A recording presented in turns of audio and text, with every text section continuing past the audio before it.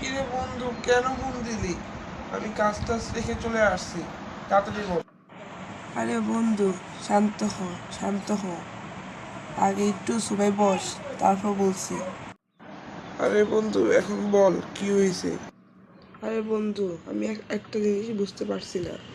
Vote দিতে লাগে 18 বছর, আর বিয়ে করতে লাগে 21 বছর। কেন জানিস? না, জানি না।